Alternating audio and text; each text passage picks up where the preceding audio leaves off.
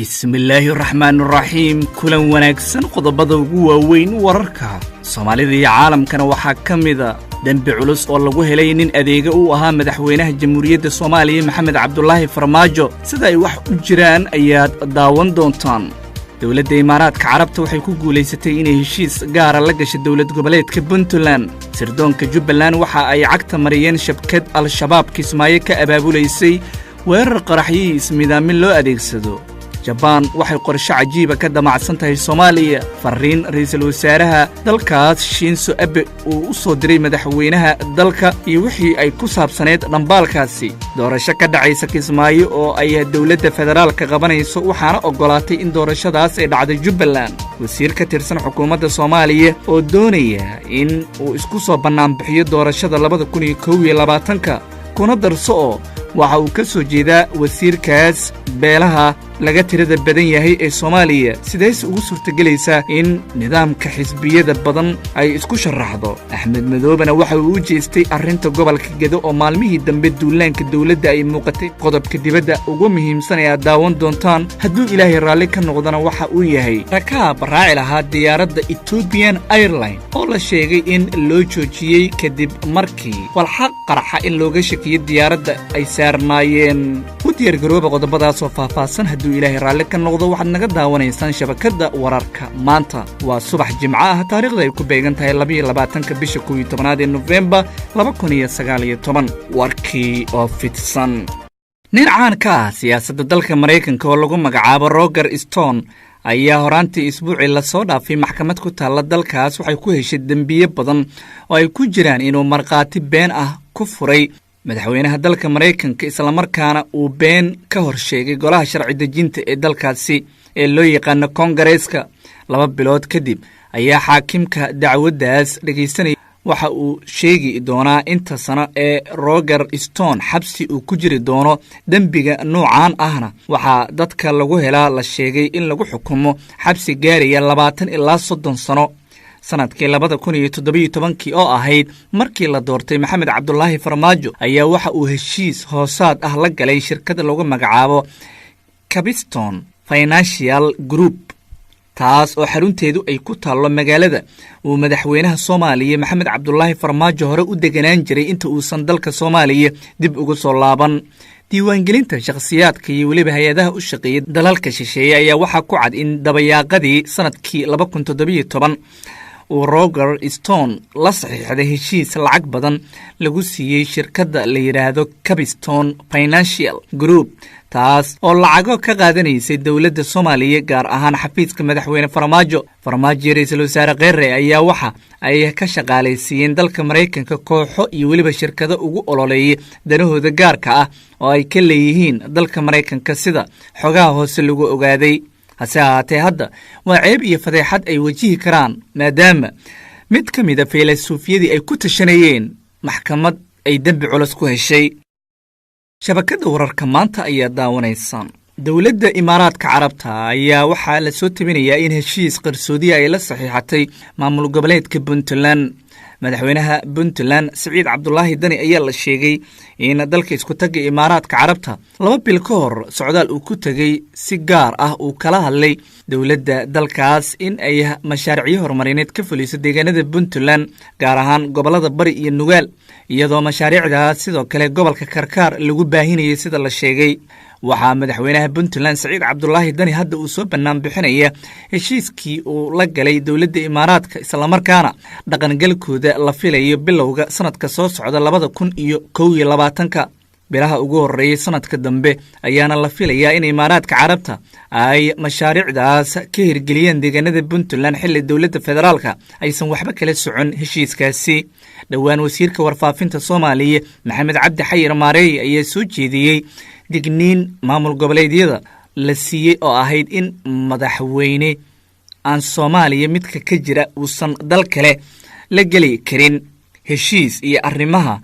danta dalka iyo dadka in lagu horumariyo la doonayo hase ahaatee waxay u muuqataa in aysan dhig jalaq u siinin madaxda maamul goboleedyada kuwooda mucaaradka ah ayaana danahooda gaarka ah iyo heshiisyada ay gelayaan aysan kala talagelin dawladda federaalka ee Soomaaliya Imaaraadka ayaa ah mid si weyn uga soo horjeeda siyaasadda madaxweyne Farmaajo waxaana loo arkayaa mid ka mid ah dalalka Carabeed ee dalka dhibaatada amni darrada iyo midda siyaasad xumada ka dambeeya. inkastoo dhowr mar Anwar Qarqaash oo ah sargaal muhiim u ah siyaasadda Imaaraadka uu difaacay iskana bariyeelay eedeymaha wadamada qaarkood ay u soo gudbinayaan. shabakada wararka maanta ayaad weli daawanaysaan. nabad sugidda Jubbaland oo kaashanaysa shicibka magaalada Kismaayo ayaa burburisay sida la sheegay kana hortagtay weerar ay damacsanaayeen ururka Al-Shabaab kuwaas oo dilal qorshaysan iyo qaraxyo weeraro lagu fuliyo la tilmaamay in ay ahaayeen howlgal laga sameeyay qaar ka mid ah xaafadaha magaalada Kismaayo oo ahaa mid qorshaysan ayaana ciidamada ay u daateen kadibna laga soo qabtay 2 nin oo magacyadooda la soo bandhigay Maxamed Cabdullaahi Abuukar iyo waliba Cusmaan Maxamed Maxamuud ayaana lagu kala sheegay kuwaas oo shabaabka ay u soo dirsadeen weerarada Kismaayo in ay iyaga fuliyaan. ciidamada ammaanka ee magaalada Kismaayo gacanta ay ku dhigeen raggan waxaana sidoo kale la sheegay in faladambiyeedka lagu qabtay ay ahaayeen bistoolado oo qaarkood Makarov nooca loo yaqaano mid ka mid ah uu watay iyadoo sidoo kalena la sheegay in qaraxyo lagu soo dhexgariyay darmuus ay wateen 7 bambaanooyinka gacanta laga tuuro 2 miino iyo waliba hub kale oo ay sheegeen in ciidamada banaanka soo dhigeen. raggan ayaa qirtay in falkaas ay damacsanaayeen dilal siyaabo kala duwan uga dhacay magaalada Kismaayo ayay sidoo kale sheegteen in iyagu taliyaha nabad sugidda iyo sirdoonka Jubbaland Cornel Khalid Sheekh Cabdullaahi ayaa shacabka reer Jubbaland kaga mahadceliyay sida ay ula shaqeeyaan ciidamada ammaanka waxaana uu booriyay in howlaha nabadgelyada cid waliba uu ka saaran yahay mas'uuliyad gaar ah dhankiisana inuu ka shaqeeyo muhiim tahay. dhinaca kale wararka arrimaha Kismaayo ayaan ku guda jirnay. doorasho ayaa ka dhacaysa magaaladaas dhawaan waxaana ay tahay mid dawladda Soomaaliya ay qabanayso iyadoo Jubbaland ay ogolaatay in la qabto ama ay dhacdo doorashadaas. waa kursi ka bannaan golaha shacabka kadib geeridii ex-xildhibaan Sawaqar Ibraahim Cabdalla kaasoo deegaan doorashadiisu ay ahayd magaalada Kismaayo. xildhibaan Saqar Allah u naxariistay ayaa geeriyooday sidaa awgeed waxaa booskiisa la raadinayaa qofkii geli lahaa iyadoo beeshiisa qof ka mid ah ay soo saaran doonto. guddiga doorashada madaxa bannaan ee Soomaaliya ayaa murashaxiinta kursigaas u taagan waxay ka dalbadeen inay sooyaalkooda taariikheed ama codsiyadooda soo gudbiyaan 23 bisha oo berri oo Sabtiga ka bilaabanaysa ilaa 30 bisha oo toddobaad ku eg muddada isbuuca ah ee murashaxiinta araajidooda marka ay soo gudbiyaan kadib ayay doorashada dhacaysa oo magaalada Kismaayo ay ka dhici doontaa sida guddiga doorashada madaxa bannaan ee Soomaaliya ay shaaciyeen. loolanka doorashada Soomaaliya 2021 ayaa hadba dhinac waxay tahay in diyaargarow ballaaran loogu jiro iyadoo ololaha xisbi walibana uu doonayo in dhankiisa uu noqdo si uu taageero badan uga helo xildhibaanada wax soo dooran doona. wasiirka dhalinyarada iyo cayaaraha Soomaaliya Khadiija Maxamed Diiriye ayaa waxa ay soo bandhigtay shaki qoraal abuuray taas oo ay ku daabacday mareegta ay Facebooka gaarka ku leedahay. waxay Khadiija Diiriye shaacisay inay sugayso ansixinta sharciga doorashada taas oo aan loogeyn in xisbi ay samaysanayso iyo in arrin kale ay isku sharaxi rabto. dadka siyaasadda arrimaheeda oo doorasho waxa ay ku micneeyeen mid xisbiga ra'iisul wasaare Xasan Cali Kheyre la iman doono hoggaan ay u noqon doonto sida loo badinayo. ila wareediyo ayaa waxa ay sidoo kale sheegayaan in